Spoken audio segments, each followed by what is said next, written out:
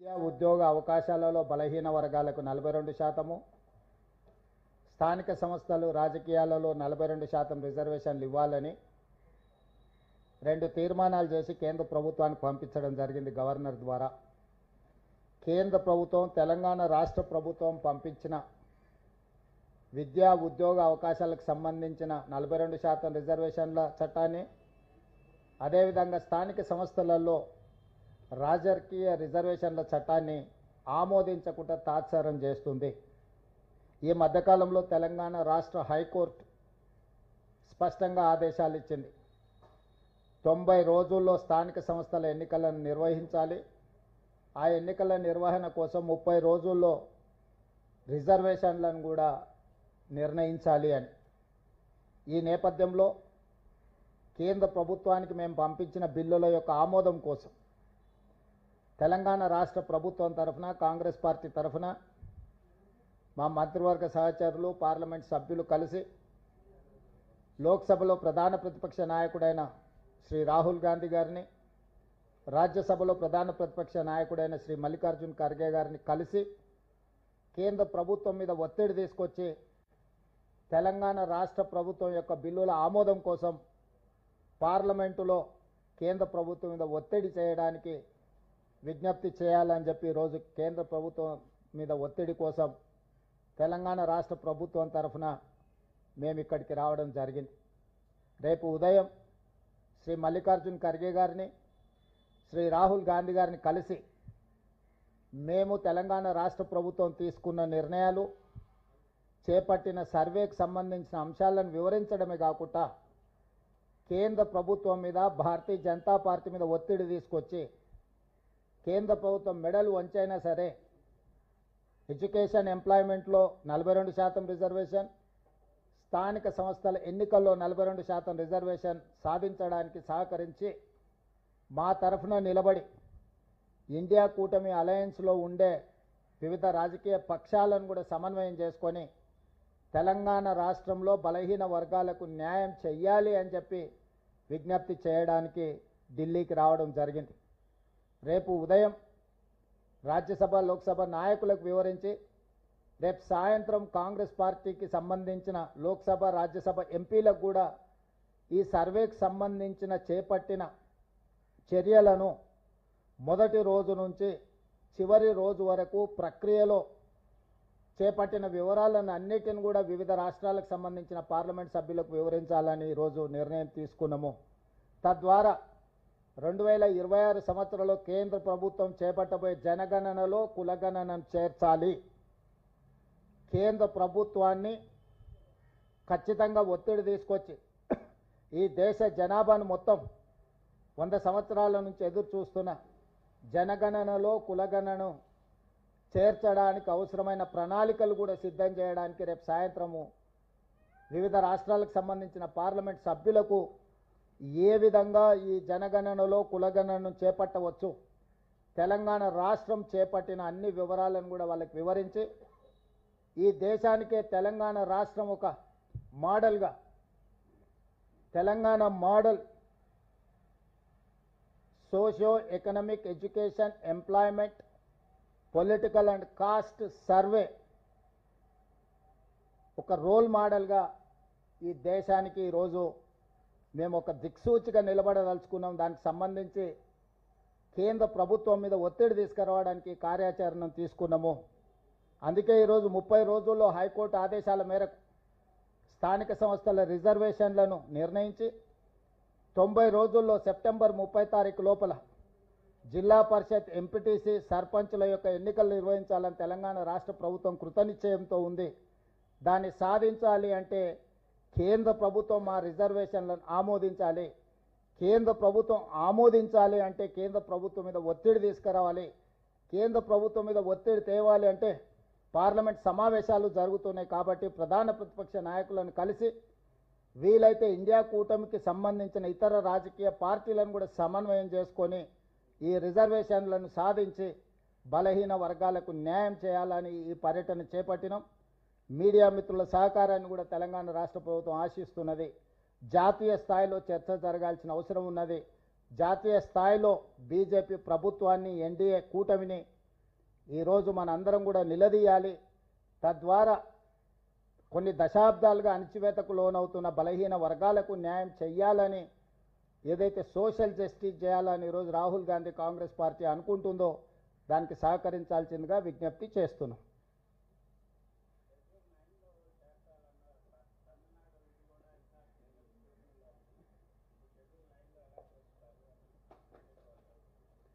BJP వాళ్ళు వితండవాదం చేస్తున్నారు. శాసనసభలో చర్చ జరిగినప్పుడు బీజేపీ, బీఆర్ఎస్, ఎంఐఎం, సిపిఐ కూడా ఏకగ్రీవ తీర్మానానికి మద్దతు ఇచ్చింది. రాష్ట్ర బీజేపీ శాసనసభ్యులు ఒక పక్కన మద్దతు ఇస్తుంటే, కేంద్ర బీజేపీ తాత్సారం చేస్తుంటే, నూతనంగా నియామకం ద్వారా తెలంగాణ రాష్ట్ర అధ్యక్షుడిగా మారిన రామచంద్రరావు గారు, మీరు ఎలా చేస్తారు, మీరు హామీ ఇచ్చుకుంటే మీరే చేసుకోండి, లేకపోతే ముస్లింలను రిజర్వేషన్ల నుంచి తొలగించండి అని చెప్పి వితండవాదం చేస్తున్నాడు. ఇవాళ బీజేపీకి ఒక రాజ్యాంగం, కాంగ్రెస్ పార్టీకి ఇంకొక రాజ్యాంగం లేదు. డాక్టర్ బాబాసాహెబ్ అంబేద్కర్ గారు ఇచ్చిన రాజ్యాంగం దేశ ప్రజలందరికీ ఒక్కటే. ఆ రాజ్యాంగానికి లోబడే ఈరోజు రిజర్వేషన్లు పెంచాలి అని అంటున్నాం. అదేవిధంగా భారతీయ జనతా పార్టీ తెలంగాణ రాష్ట్రానికి సంబంధించిన కిషన్ రెడ్డి నుంచి మొదలుపెట్టే బండి సంజయ్ వరకు కేంద్ర మంత్రులుగా పనిచేస్తూ ముస్లిం రిజర్వేషన్లను మేము ఒప్పుకోము, తెలంగాణ రాష్ట్ర ప్రభుత్వం ముస్లింలను తొలగించే రిజర్వేషన్లను ప్రతిపాదిస్తే మేము మద్దతు ఇస్తామంటున్నా అని అంటున్నారు. వాళ్ళు అసలు వాళ్ళ అవగాహన ఉండి మాట్లాడుతున్నారో అవగాహన లేకుండా మాట్లాడుతున్నారో నాకు తెలీదు. కానీ నేను సూటిగా కిషన్ రెడ్డి గారిని, బండి సంజయ్ గారిని నేను ప్రశ్నిస్తున్నా. నరేంద్ర మోడీ గారు జన్మించిన రాష్ట్రం గుజరాత్, నరేంద్ర మోడీ గారు ప్రాతినిధ్యం వహిస్తున్న రాష్ట్రం మహారాష్ట్ర.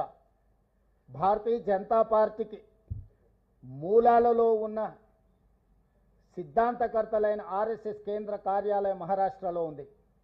ఈరోజు గుజరాత్లో, ఉత్తరప్రదేశ్లో, మహారాష్ట్రలో 40-50 సంవత్సరాల నుంచి ముస్లిం రిజర్వేషన్లు అమలు జరుగుతున్నాయి.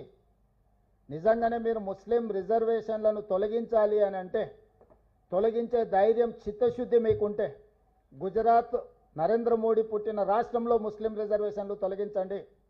ఈ దేశ ప్రధానమంత్రిగా, పార్లమెంట్ సభ్యుడిగా ప్రాతినిధ్యం వహిస్తున్న ఉత్తరప్రదేశ్లో మీరు ముస్లిం రిజర్వేషన్లను తొలగించండి. మీ ఆర్ఎస్ఎస్ కేంద్ర కార్యాలయం మహారాష్ట్రలో మీరు ముస్లిం రిజర్వేషన్లను తొలగించి అప్పుడు తెలంగాణ రాష్ట్ర ప్రభుత్వానికి మీరు సూచన చేయండి. మేము 3 రాష్ట్రాలలో రిజర్వేషన్లు తొలగించినాం, తెలంగాణ రాష్ట్రంలో కూడా తొలగించాలని చెప్పి వాళ్ళు మాట్లాడితే అర్థం ఉంటుంది. వితండవాదం చేయడం ద్వారా వాళ్ళు సాధించేదేం లేదు. ఇది ముస్లిం రిజర్వేషన్లను అడ్డుకోవడానికి చేస్తున్న కుట్రగానే మేము భావిస్తున్నాం తప్ప ఇంకొకటి కాదు. నిజంగానే భారతీయ జనతా పార్టీ అమిత్ షా గారు ఒక మాట చెప్పారు, కొన్ని దశాబ్దాల క్రితం నుంచే మేము ముస్లిం రిజర్వేషన్లు అమలు చేస్తున్నాం గుజరాత్లో అని ఒక ఇంటర్వ్యూలో. మరి ముస్లిం రిజర్వేషన్లు అమలు చేస్తున్నాం, భవిష్యత్తులో మేము అమలు చేస్తామని చెప్పిన అమిత్ షా గారిని భారతీయ జనతా పార్టీ నుంచి సస్పెండ్ చేస్తారా? కాబట్టి ప్రజల్ని తప్పుదోవ పట్టించి ఒక భావోద్వేగాలను రెచ్చగొట్టి రాజకీయ ప్రయోజనం పొందాలని ఎవరినో ఒకరిని, ఒక వర్గాన్ని అడ్డం పెట్టి వాళ్ళని సాకుగా చూపించి రిజర్వేషన్లు అడ్డుకోవాలనే ప్రయత్నము ఈరోజు భారతీయ జనతా పార్టీ చేయదలుచుకుంటే ప్రజలు తెలంగాణ రాష్ట్రం నుంచి పూర్తిగా తూర్చిపెట్టేస్తారు బీజేపీ పార్టీని. అందుకే ఈరోజు ఇట్లాంటి వితండవాదాలకు తావివ్వకుండా తెలంగాణ రాష్ట్ర ప్రభుత్వం అమలు చేయదలుచుకున్న 42% స్థానిక సంస్థల ఎన్నికల్లో రిజర్వేషన్ల బిల్లును కేంద్ర ప్రభుత్వం తక్షణమే ఆమోదించడం ద్వారా బలహీన వర్గాలకు అండగా నిలబడుతున్నామని వాళ్ళ పట్ల అభిమానాన్ని ప్రకటించుకోవాల్సిన అవసరం ఉంది.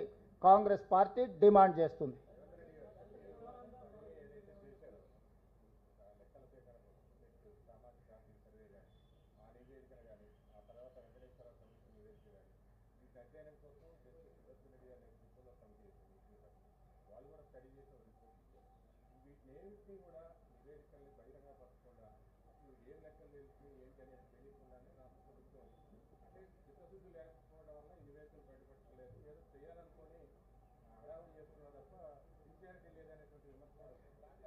తెలంగాణ రాష్ట్ర ప్రభుత్వం చేసిన సర్వేల మొత్తాన్ని శాసనసభలో ప్రవేశపెట్టి పూర్తి స్థాయిలో చర్చకు అవకాశం ఇచ్చినాము.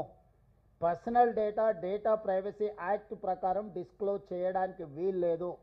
వ్యక్తుల యొక్క సమాచారాన్ని బహిరంగపరచకూడదు. వ్యక్తులకు సంబంధించిన సమాచారాన్ని బహిరంగపరచలేదు.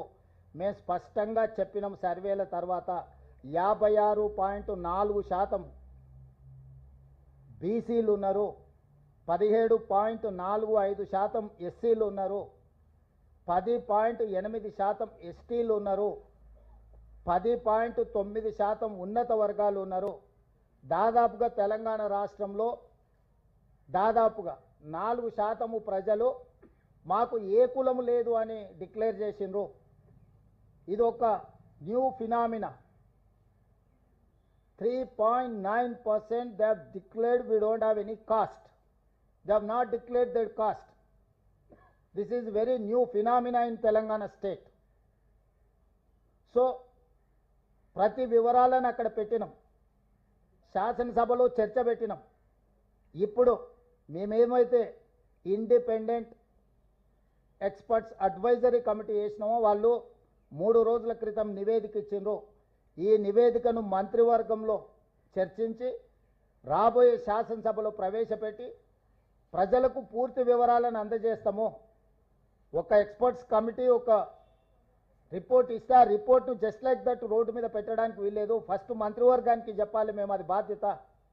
మంత్రివర్గంలో చర్చించిన తర్వాత శాసనసభకు చెప్తాం. మేము శాసనసభకు జవాబుదారీతనము. ఏ ఏ ఏ లెక్కల ప్రకారం కూడా ముస్లింల లెక్కలన్నీ, హిందువుల లెక్కలన్నీ, ఇతర సామాజిక వర్గాల లెక్కలన్నిటినీ రాష్ట్ర ప్రభుత్వం తేల్చింది. ఈరోజు ఎవరికి ఎలాంటి అనుమానాలు లేవు. కొద్దిమంది రాజకీయ పార్టీ నాయకులకు మాత్రమే బీసీ రిజర్వేషన్లను అడ్డుకోవాలనుకునేటోళ్ళు మాత్రమే ఇట్లాంటి అనుమానాలు లేవనెత్తుతున్నారు. మళ్ళీ వానాకాల సమావేశాలు, శాసనసభ సమావేశాలు పెడతాం. మీ పార్టీలకు ప్రాతినిధ్యం ఉంది, మీరు సభలో చర్చించండి, ప్రశ్నించండి, వివరాలు అడగండి. మేము శాసనసభకు జవాబుదారీతనంగా పనిచేస్తాము. వీధి సమావేశాలలో మాట్లాడే ప్రతి మాటకు మేము జవాబు ఇవ్వలేము. భారతీయ జనతా పార్టీకి, బీఆర్ఎస్కు శాసనసభలో ప్రాతినిధ్యం ఉంది. వాళ్ళంతా సభలో వచ్చి వాళ్ళు మాట్లాడవచ్చు, వాళ్ళు అడగవచ్చు, వాళ్ళు అడిగిన వివరాలు ఇస్తాం. పర్సనల్ డేటా ఇవ్వడానికి వీల్లేదు. డేటా ప్రైవసీ యాక్ట్ ప్రకారం వ్యక్తుల యొక్క వ్యక్తిగత వివరాల గోప్యత రాష్ట్ర ప్రభుత్వం పాటిస్తుంది. ఇవ్వవలసిన సమాచారాన్ని మొత్తం సభలో ప్రవేశపెట్టినాం.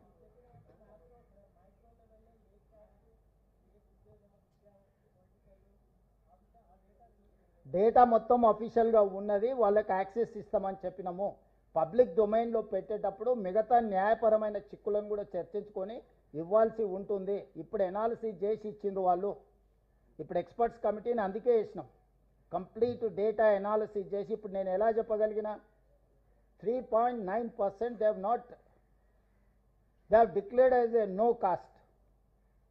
మాకు కులమే లేదని 3.9% ఇచ్చిండ్రు. ఇదంతా డేటా ఎనాలిసిస్ చేసినాము. ఇది ఒక్కరోజు కోసం, ఒక్క సంవత్సరం కోసం చేసింది కాదు. అన్నిటినీ రేపు క్యాబినెట్లో చర్చించిన తర్వాత శాసనసభలో ప్రవేశపెడతాము.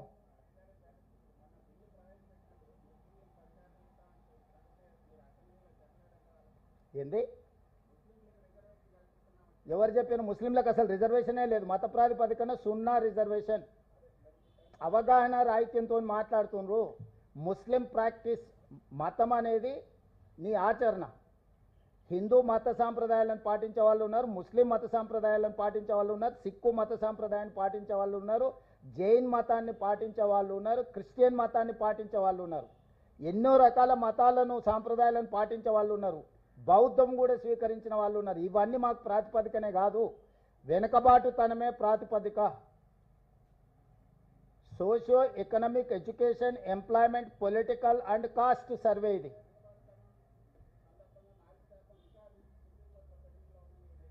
ఎవరు చెప్పారండి? ముస్లిం రిజర్వేషన్ ఎప్పటి నుంచో ఉంది. ఈ గ్రూప్ మాత్రమే 4.8. That is not for Muslims, that is for backward caste. మీ ఇంటర్ప్రిటేషన్లోనే, మీ అనువాదంలోనే తప్పులు ఉన్నాయి. గతంలో ఏబిసిడి ఉండేది, ఇప్పుడు ఈ యాడ్ అయింది. ఏబిసిడిలో దూదేకులు ఎప్పటి నుంచో రిజర్వేషన్ ఉంది, మీకు తెలుసు కదా? తెలుసా మీకు? చాలామంది ఉన్నారు. 1979 నుంచి రిజర్వేషన్లు ఉన్నాయి ముస్లింలకు. చాలా కులాలు ఉన్నాయి, దగ్గర పూర్తి డేటా ఉంది. ఏ ఏ ఏ సామాజిక వర్గాలు ఉత్తరప్రదేశ్లో ఉన్నాయో నేను చదివి వినిపిస్తాను. ఎన్ని కులాలు ఉత్తరప్రదేశ్లో ఉన్నాయో అంటే బీజేపీ వాళ్ళు మొండివాదన తొండివాదన చేయడానికి బయలుదేరారు. మధ్యప్రదేశ్లో 87 కులాలు ఉంటే దీంట్లో దాదాపుగా వీళ్ళకు 38 కులాలు ముస్లింలకు సంబంధించిన ఉపకులాలు బీసీ రిజర్వేషన్లు అనుభవిస్తున్నారు మధ్యప్రదేశ్లో. ఉత్తరప్రదేశ్లో 5 ముస్లిం కులాలు అనుభవిస్తున్నారు. ఫకీర్, మెమెన్, ముస్లిం కాయస్, హజాం, షేక్, సర్వారి. ఈ ముస్లిం కులాలు ఉత్తరప్రదేశ్లో నరేంద్ర మోడీ ప్రాతినిధ్యం వహించే రాష్ట్రంలో ఉన్నారు. గుజరాత్లో 28 కులాలు ఉన్నాయి. మొత్తం చదివినిపిస్తామంటే వినిపిస్తా. అదేవిధంగా బీహార్లో ప్రతి దగ్గర, మహారాష్ట్రలో ఈరోజు తొండివాదన చేయడానికి బీజేపీ వాళ్ళు బయలుదేరిండ్రు. మొత్తం రీసెర్చ్ అనాలిసిస్ ఉన్నది నా దగ్గర.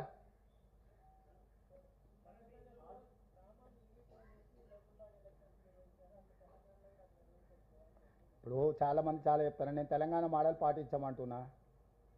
ఆయనకు ఎవరికో మధ్యప్రదేశ్ పసంద్ అయిన, మీకు చికెన్ బిర్యానీ ఇష్టం ఉంటే ఆ పక్కలో ఉన్న ఆయనకు మటన్ బిర్యానీ ఉంటుంది, ఈయనకి ఎగ్ బిర్యానీ ఇష్టం ఉంటుంది. నీకు ఇష్టమైంది అందరు తినాలంటే కుదరదు కదా. Telangana is one of the best model, latest model. Telangana is the role model for the country. You have to adopt Telangana model. That's all. That is what my advice to prime minister. ఏది అమలు చేయకపోతే చెప్తాం, పార్లమెంట్లో చెప్తాం. అమలు చేయకపోతే వ్యూహం ఉంటుంది కదా. రైతు వ్యతిరేక 3 నల్ల చట్టాలు తీసుకొచ్చాడు మోడీ, అమలు చేయను అన్నాడు. అమలు చేయనంటే ఏం చేసినాం? బీజేపీ మెడలోంచి అమలు చేపించి, రద్దు చేపించి, దేశ రైతులకు క్షమాపణ చెప్పించినాం నరేంద్ర మోడీ తోటి. మొదట్లో వాళ్ళు అట్లనే అంటారు, బిగుసుకుంటారు. మేము కులగణన చేయమన్నారు. సుప్రీంకోర్టులో పోయి అఫిడవిట్ ఫైల్ చేసిండ్రు, మేము కులగణన చేయము అని. చివరికి ఇప్పుడు కులగణన చేస్తామన్నారు, ఆదేశాలు ఇచ్చిండ్రు. అనడం పారిపోవడం అనేది బీజేపీకి సహజంగా ఉండే లక్షణమే కదా. అన్న ఇప్పుడు ఈ ఆర్డినెన్స్ పరిస్థితి అండి, ఆర్డినెన్స్. సో ఎస్,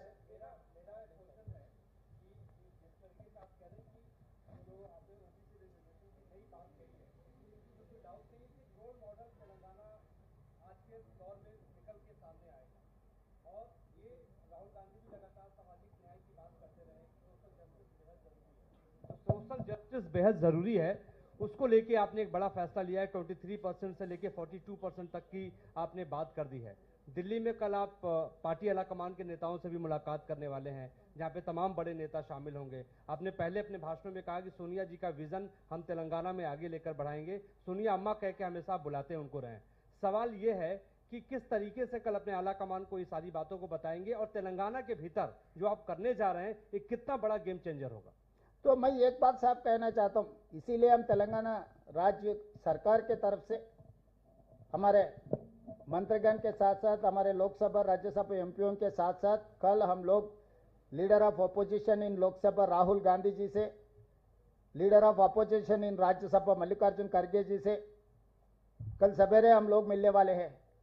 क्योंकि फरवरी 4, 2024 में हम शुरुआत किए, फरवरी 4, 2025 में हम कंप्लीट किए। जनगणना में जाति गणना हम लोग पूरे किए। इसीलिए तेलंगाना राज्य ने ये फैसला किया, February 4 is social justice day. Every year February 4 we are going to celebrate as a social justice day. We have done meticulously, scientifically, and we have passed a resolution, we have passed a bill 42% education employment में OBC reservation देने के लिए, और politics in local bodies 42% reservation के लिए हम bill बनाए। ये 2 बिल गवर्नर के थ्रू केंद्र सरकार को हम भेज दिए। बहुत महीने हो गए, केंद्र सरकार ने इसके बारे में कुछ फैसला नहीं कर रहा है। इसीलिए अभी लोकसभा राज्यसभा चल रहा है, इसीलिए सड़क से लेकर संसद तक लड़ने के लिए हम तैयार होकर तेलंगाना राज्य से हम सब लोग दिल्ली आ चुके हैं। कल सवेरे हम लोग राहुल जी खड़गे जी से मिलकर हम ये गुजारिश करेंगे कि लोकसभा और राज्यसभा में हमारा मदद आए, और शाम को 5 बजे हम लोग पूरा लोकसभा और राज्यसभा कांग्रेस के एमपीओ को जो प्रोसेस ने हम लोग अडॉप्ट किए, जो मेटिकुलस हम काम किए, उसके बाद जो डेटा पूरा हम लोग असेंबली में बोलकर बिल बनाने के बाद हम लोग एक independent expert advisory committee headed by Justice Sudarshan Reddy and different experts को एक कमिटी बनाए। ये डेटा पूरा उन लोगों को दिए, डेटा एनालिसिस किए और एनालिसिस के साथ साथ हमको सुझाव दे आगे हम कैसे कार्रवाई चलाना है। तो उन लोग भी सुझाव दिए, आने वाले कैबिनेट में हम लोग उसका अप्रूवल लेकर असेंबली में चर्चा में लागू करेंगे। उसके आगे हम लोग welfare, development, education, health and political reservation के लिए ये डेटा हम लोग इस्तेमाल करने वाले हैं। इसीलिए आज केंद्र सरकार ने हमें बात नहीं मान रहा है। इसीलिए हम लोग पूरा विपक्ष के नेताओं को पूरा जमा करके लोकसभा और राज्यसभा में हम लोग भारतीय जनता पार्टी सरकार, एनडीए सरकार को हम लोग वहां पर जवाब दिए जैसा, हमारे बिल पास किए जैसा हम लोग लोकसभा राज्यसभा में कार्याचरण लेने वाले हैं। इसीलिए हम लोग दिल्ली आए, विपक्ष के नेता लोगों से हम मिल रहे हैं। कल कांग्रेस पार्टी को और दूसरे पक्षों का नेता लोगों से हम मिलकर हम ये रिक्वेस्ट कर देंगे, तेलंगाना मॉडल जो बनाया जनगणना में जाति गणना, वो मॉडल केंद्र में लागू करना। और तेलंगाना में, क्योंकि पिछले महीने में तेलंगाना हाई कोर्ट हम लोगों के जजमेंट दिया हुआ है, 30 दिन में लोकल बॉडी में रिजर्वेशन तय करो, 90 डेज में चुनाव पूरे करो। तो हम लोग 30 दिन में 42% देना है तो पहले बिल पास होना। इसीलिए हम लोग दिल्ली आए, हम मदद मांग रहे हैं। पत्रकारों से भी हमारा गुजारिश है कि आप लोग पूरा मदद करो। ये किसी व्यक्ति के लिए नहीं, एक जाति के लिए 100 साल के बाद 1931 में ब्रिटिशर्स ने किए, उसके बाद हम लोग ने किया, तेलंगाना ने किए। 100 साल के बाद ये मुद्दा आए, ये मुद्दा को हम अमल किए। जब मंडल कमीशन आया, पूरी तरीका से मंडल कमीशन लागू नहीं हुए। मंडल कमीशन भी रिपोर्ट दिया हुआ है ये ओबीसी बैकवर्डनेस के बारे में, मगर तब पॉलिटिकल क्राइसिस कुछ था। मगर आज के तारीख में हम लोग सब तैयार होकर आने वाले दिनों में केंद्र सरकार को कैसे जवाब देना, केंद्र सरकार से हमारा जो काम है काम लेना, उसके लिए हमारा रणनीति तैयार है। वही हिसाब से हम लोग आगे लड़ने वाले। आगे हम लोग ओबीसी रिजर्वेशन लागू करेंगे। 2029 Lok Sabha elections is the litmus test for OBC reservation बढ़ाने के लिए। पहले केंद्र सरकार ने कहा जनगणना में हम जाति गणना नहीं करेंगे, सुप्रीम कोर्ट भी एफिडेविट दिया हुआ था, मगर तेलंगाना में हम ये करके दिखाए। उसके बाद केंद्र सरकार ने उनके सोचधारे को बदल लिए। आज 2026 जाति गणना में जनगणना में जाति गणना के लिए अभी आदेश दिया हुआ है। तो इसीलिए रिजर्वेशन बढ़ाने का दूसरा जिम्मेदारी। अभी तक जनगणना में जाति गणना करने के लिए केंद्र सरकार तैयार नहीं था, मगर तेलंगाना में हम लोग ये काम करके दिखाए, कैसे करना, एक रोड मैप बना दिए, रास्ता दिखाए। By compulsion government of India has agreed to accept this caste census including cast.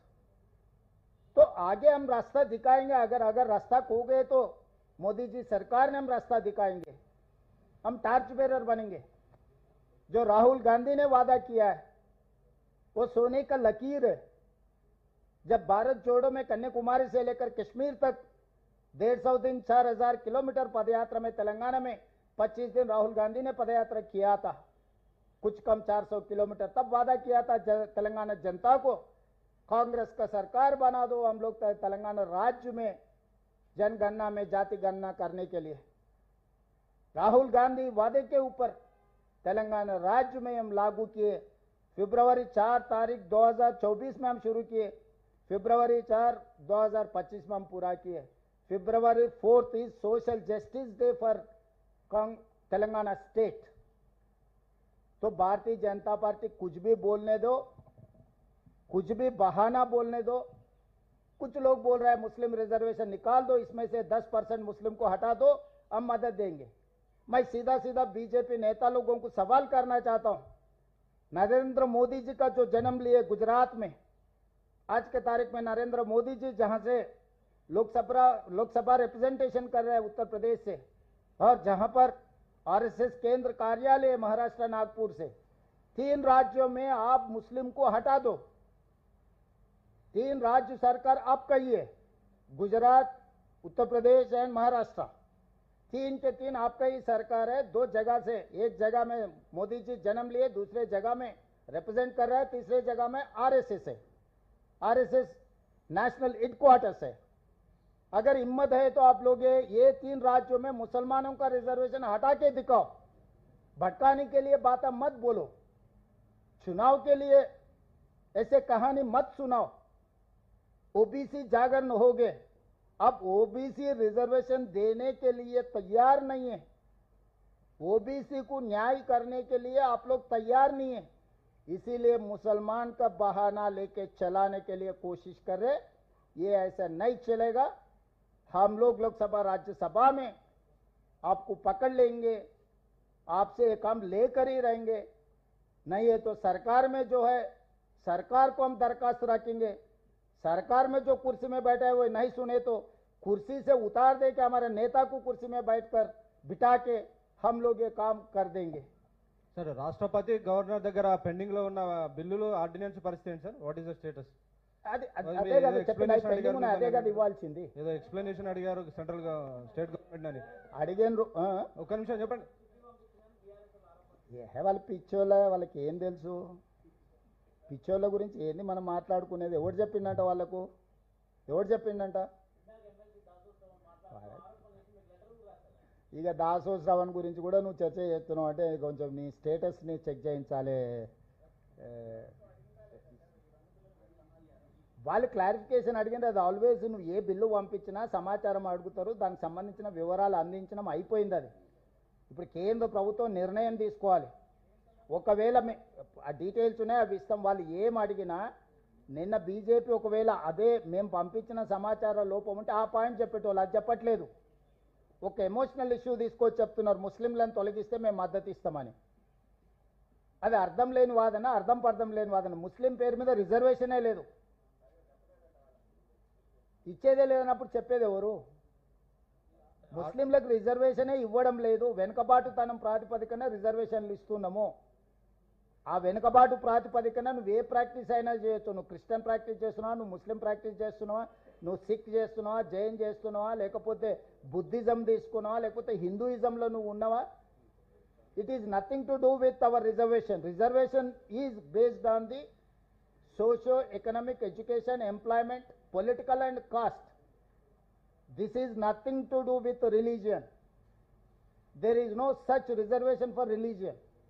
They have to understand that. If such thing is real, I am asking a question. Bharatiya Janata Party, go and remove in Gujarat Muslims from reservation OBC and Uttar Pradesh as well Maharashtra.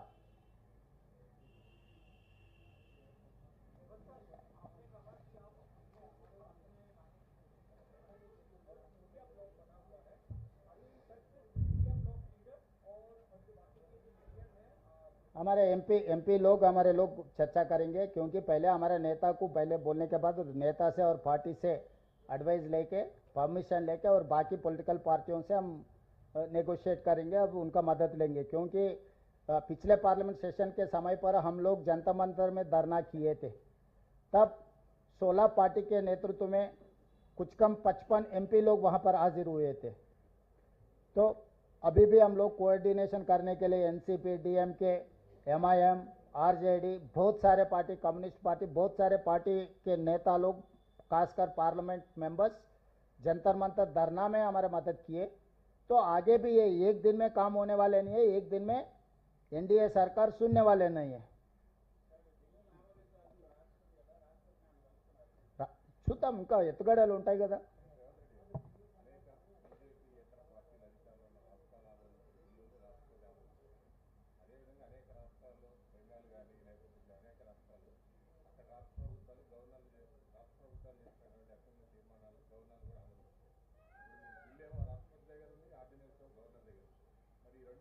Ordinance పెట్టింది వేరు, మీరు అదే పాత్రికేయ మిత్రులు కూడా పూర్తి స్థాయిలో సమాచారాన్ని సేకరించకుంటే ఈ రెండింటికి లింక్ పెడుతున్నారు. ఆర్డినెన్స్ 2018లో చంద్రశేఖరరావు గారు తెలంగాణ రాష్ట్రంలో బీసీలకు 50% రిజర్వేషన్లను లిమిట్ చేస్తూ చట్టం చేసిండు.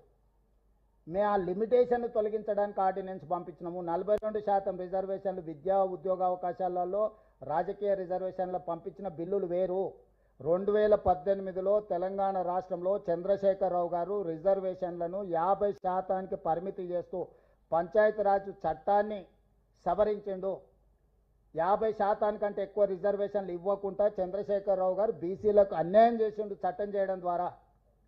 ఆ చట్టాన్ని తొలగించడానికి మేము ఆర్డినెన్స్ తెచ్చినాం. ఎందుకంటే మాకు హైకోర్టు ఆదేశాలు ఇచ్చింది, మీరు తక్షణమే 30 రోజుల్లో రిజర్వేషన్లు నిర్ణయించండి, 90 రోజుల్లో స్థానిక సంస్థలు ఎన్నికలు చేయండి అని తెలంగాణ రాష్ట్ర హైకోర్టు ఆదేశాలు ఇచ్చింది. కాబట్టి ఈ ఆదేశాల నేపథ్యంలో మేము చంద్రశేఖరరావు పంచాయతీరాజ్ చట్టంలో పెట్టిన నిబంధనను తొలగించడానికి మాత్రమే ఆర్డినెన్స్ ఇచ్చినాము. మేము గతంలో చేసిన 42% reservation education employment and political service, these 2 bills separate from this ordinance. దానికి దీనికి ఎలాంటి వివాదం లేదు, చిక్కు లేదు, ప్రతిబంధకము లేదు. ఆర్డినెన్స్ లో సబ్ కేటగరైజేషన్ చేశారా సార్? ఆర్డినెన్స్ లో సబ్ కేటగరీ దేంట్లో మీరు తీసుకొచ్చిన ఆర్డినెన్స్ లో దేంట్లో సబ్ కేటగరైజేషన్ చేయలేదు, ఉన్నది ఉన్నట్టుగానే దాంట్లో ఉన్న సబ్ కేటగరైజేషన్ అని ఇంతవరకు రిజర్వేషన్ల మీద చర్చనే లేదు. కామారెడ్డి డిక్లరేషన్ కాంగ్రెస్ పార్టీ చేసిన సబ్ కేటగరైజేషన్ ఆ పర్సంటేజ్ వచ్చినాక అప్పుడు సబ్ కేటగరైజేషన్ మీద పోదాం. మీకు బ్లాంకెట్గా ఒక కోటా అలాట్ అయిన తర్వాత అప్పుడు సబ్ కేటగరైజేషన్ ఎట్లా చేయాలా, ఏం చేయాలని దాని మీద కూడా ఒక ఎక్స్పర్ట్ ఒపీనియన్ తీసుకోవాలి. ప్రతి వాళ్ళు మేము అత్యంత వెనుకబాటుతనంతో ఉన్నాం, మా రిజర్వేషన్లు పెంచాలంటారు. ప్రతి వాళ్ళు ఒక నెంబర్ చెప్తున్నారు. సో ఇప్పుడు ఈ డేటా ముందర పెట్టుకొని అన్ని రకాల ఎనాలిసిస్ చేసినాం. ఇప్పుడు ఇండిపెండెంట్ ఎక్స్పర్ట్స్ అడ్వైజరీ కమిటీ ఇచ్చిన నివేదికను సభలో పెట్టి చర్చ చేసి తద్వారా మీ అభిప్రాయాలు అందరూ కూడా పరిగణలోకి తీసుకుంటాం. వాళ్ళకి చిత్తశుద్ధి లేదని, అఖిలపక్షానికి నాయకుడు లేడు, ఆయన నిద్రపోతున్నాడు పాపం, పిల్లలేమో ఉబలాట పడుతున్నారు.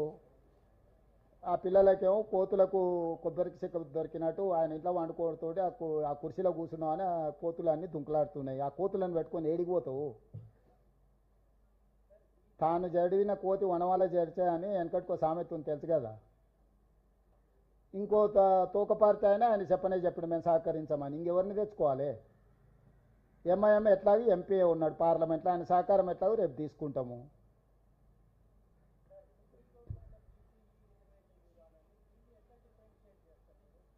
సుప్రీంకోర్టు పరిధిలో ఉన్నాయి, సుప్రీంకోర్టు పరిధిలో ఉన్న చట్టం చేస్తే సుప్రీంకోర్టు ఎందుకు అడ్డం వస్తుంది? కరెక్టే విజయభాస్కర్ గారు, మీరు నా పాయింట్ అర్థం చేసుకుంటలేరు. మనం చట్టం చేసుకుంటే చట్టం ఒకటి ఉంటే అక్కడ అమలు జరుగుతున్నది ఇంకొకటి అయితే కోర్టు ఇంటర్వ్యూన్ అవుద్ది. నువ్వు చట్టమే చేసుకున్న తర్వాత ఆ రిజర్వేషన్ ఏంది? 50% పరిమితి దాటొద్దని, అవునా? 50% లోపల ఉండాలనే కదా వాళ్ళు చెప్పింది.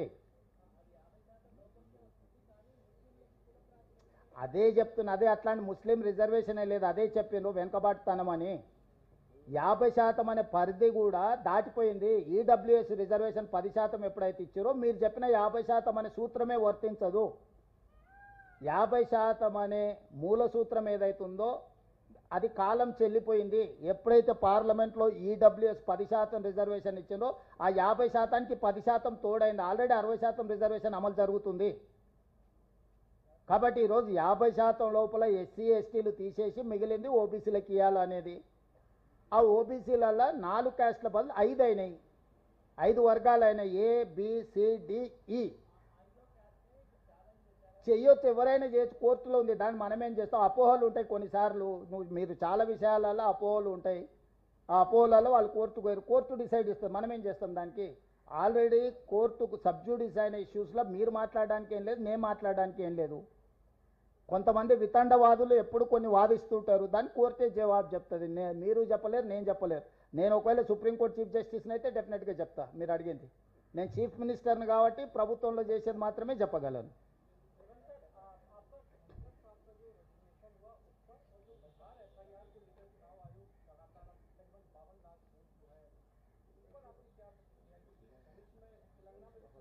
नहीं, जो धनखड़ जी का रिजिग्नेशन अब किस लिए किया मुझे पता नहीं, वो अनफॉर्चुनेट। दूसरी बात, vice president of India Telangana को देना है, क्योंकि पिछले बार हमारा वेंकैया नायडू था, राष्ट्रपति बनाने के लिए चर्चा हुए, उनका अन्याय किए, वापस भेज दिए दिल्ली से, घर खाली करवा दे के तेलुगु भाषा बोलने वाले को आप घर वापसी कर दिए। तो उसको सुधारने के लिए हमारे बंडारू दत्तात्रेय जी का खाली हरियाणा गवर्नर का जिम्मेदारी खत्म हो गए, और बंडारू दत्तात्रेय जब केंद्र मंत्री था, उनका केंद्र मंत्री खींच लेके किशन रेड्डी को दे दिए। हमारा बंडी संजय जी अध्यक्ष था, आज ब्राह्मण रामचंद्र राव को दे दिए। तो साउथ और खासकर तेलंगाना में जितने भी ओबीसी है, सबका गला काट दिए एनडीए ने। सो 100 गुण माफ करने के लिए दत्तात्रेय जी को वाइस प्रेसिडेंट बनाया तो ठीक रहता है, क्योंकि तेलंगाना को आप इतना अन्याय नहीं कर सकते। देश में हिंदी के बाद दूसरी भाषा तेलुगु ज्यादा बोलने वाले, पहला हिंदी है, दूसरा तेलुगु है, तीसरा बंगाली है। तो साउथ पर्टिकुलर तेलुगु हमारे लोगों को अन्याय किए। मैं एनडीए सरकार से ये डिमांड कर रहा हूं, क्योंकि ओबीसी का चर्चा बहुत तेजी से चल रहा है। ओबीसीओं का केंद्र मंत्री था दत्तात्रेय, गला काट दिए। बंडी संजय जी अध्यक्ष था, उनका भी गला काट दिए। तो इसीलिए दत्तात्रेय जी को अगर वाइस प्रेसिडेंट बनाए तो थोड़ा बहुत आपका गुनाह कुछ माफ हो जाएंगे। అది నాకు తెలీదు। నేను తెలంగాణ ప్రజల తరఫున ఒక ఓబీసీకి న్యాయం చేయాలి, దత్తాత్రేయ గారికి న్యాయం చేయాలని చెప్తున్నా। అప్పుడు భారతీయ జనతా పార్టీ ఎన్డీఏ ప్రభుత్వము యూపీఏ పక్షాలను సంప్రదించినప్పుడు అప్పుడు పార్టీ నిర్ణయం తీసుకుంటది। పార్టీ నిర్ణయాలను ఎన్డీఏ కూటమి నిర్ణయాన్ని ప్రకటించడానికి నేను ఇక్కడ లేను। తెలంగాణ ప్రజల పక్షాన తెలంగాణకు ప్రాతినిధ్యం ఉండాలి। ఢిల్లీలో ఎదిగిన మా ప్రాంత నాయకత్వాన్ని కేంద్ర ప్రభుత్వము ఎన్డీఏ పూర్తిగా తలలు కోసేసి నాయకత్వమే లేకుండా చేసే ప్రయత్నం చేస్తున్నారు। ఇది ఒక కుట్ర। ఆ కుట్ర తెలంగాణ ప్రజలు గమనిస్తున్నారు కాబట్టి దత్తాత్రేయ గారు లాంటి వాళ్లకు వైస్ ప్రెసిడెంట్ ఇస్తే సౌమ్యుడు, అందరు ఆమోదయోగ్యం ఉంది। మొన్నటికి మొన్న ఉన్న గవర్నర్ పదవి కూడా దత్తాత్రేయ గారిని తొలగించిండ్రు। హర్యానాకు ఉన్న దత్తాత్రేయ గారి గవర్నర్ పదవి కూడా తొలగించింది కాబట్టి వారికి ఉపరాష్ట్రపతి పదవి ఇవ్వడం ద్వారా తెలంగాణ ప్రజల యొక్క ఆత్మగౌరవాన్ని మోడీ గారు గౌరవించాలని నేను డిమాండ్ చేస్తున్నా।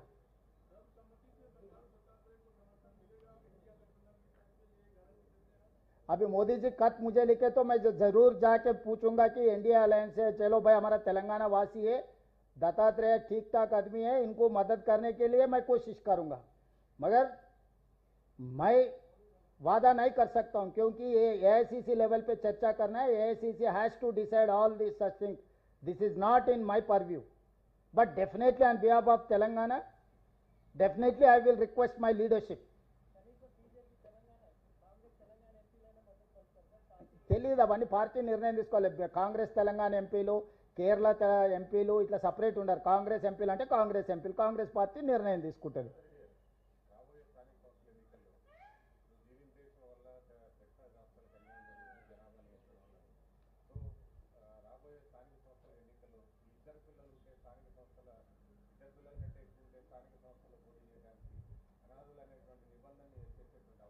ఆలోచన చేద్దాం, సీరియస్గా ఆలోచన చేస్తున్నా। మా పార్టీలో 5 మంది పిల్లలు ఉన్న వాళ్ళకుంటే వాళ్ళకి మొదటి ప్రాధాన్యత ఇస్తా టికెట్ ఇచ్చేటప్పుడు। बोलो क्या बोल रहा?